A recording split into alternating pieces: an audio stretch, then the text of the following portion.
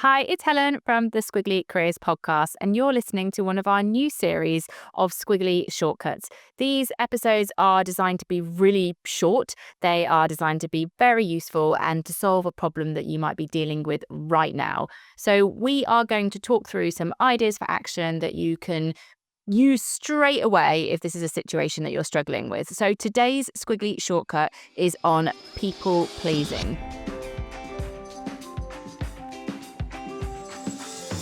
If you are someone who finds yourself saying yes when you really want to say no, or maybe you're overwhelmed by all the other things that people want you to do, and it's meaning that you're not getting on the things that are important to you, it's likely that people pleasing might have become a bit of a problem for you. And lots of people have this, so please don't feel like you're on your own with it. But the good news is there are some very simple, practical things that we can do that don't feel too scary, don't feel like you're being too difficult a person. You can still be yourself and you can still be nice, but you can also stop people pleasing getting in your own way. So 3 ideas. The first one is pause before you find yourself saying yes. So very often, yes becomes the default.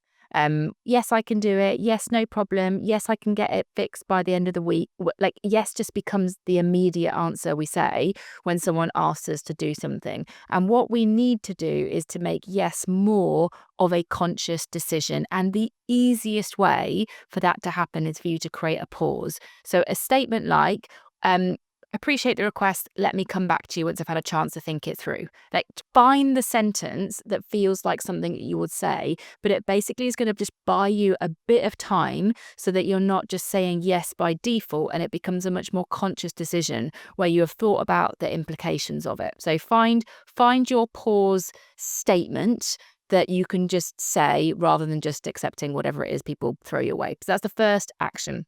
The second one is to start using the phrase, I don't, rather than I can't. So let's imagine I ask you to do something and you're thinking, well, that's a bit hard. And you say, oh, I'm really sorry, I can't come to that meeting. If you say I can't, I can probably think about 3 ways in which you can. I might say, well, don't worry, you can just join remotely. Oh, don't worry, you don't need to be there for the whole thing. Just come for the first 20 minutes. Like, I can find ways to override your I can't. Whereas if you say I don't, that is much, much more definitive. Like, oh, actually, I don't go to meetings after 5 o'clock.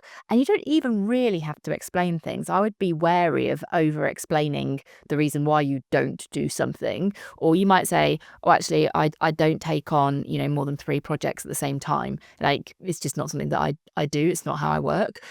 If you can own the I don't, it is much harder for somebody else to try to convince you otherwise, because it's what they need you to do. Now, sometimes I think that can take quite a lot of confidence. So I would really try and practice the I don'ts. So what are your I don'ts? So, for example, I have a particular principle about being in more than I'm out. So, and that I don't compromise that. So that means that I'm at home for more of my children's bedtimes than I'm not. And I will often say to people, oh, I don't go out more than like 2 nights a week because, I have a principle about being at home more than I'm not for my kids.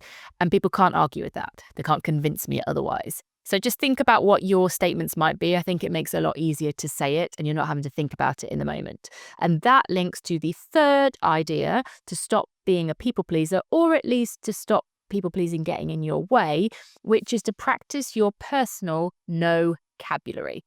So if someone asks you to do something, just saying no will be too hard. That's going to feel just like you're being a difficult person, and then you're never going to say that. So you're just going to keep saying yes. So we need a different vocabulary. We need a no-cabulary.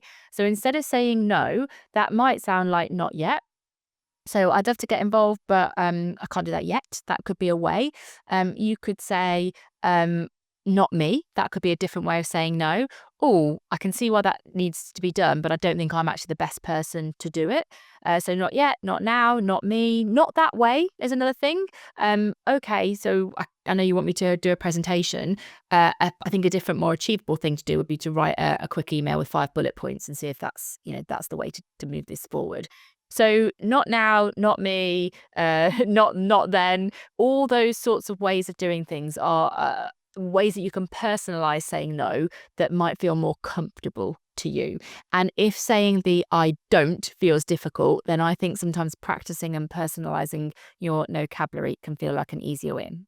So let's summarize those 3 actions. The first is pause before you say yes by default. We want that to be a decision. So find that statement that helps you do that. Number 2 is just think about your I don'ts, those statements that I don't do that. So you don't rely on I can't as a way to stop doing things. And number 3, work out your vocabulary. What are the statements that feel most authentic to you and easy for you to say in those likely situations where people are going to ask you to get involved and it might not feel like the right thing for you to do?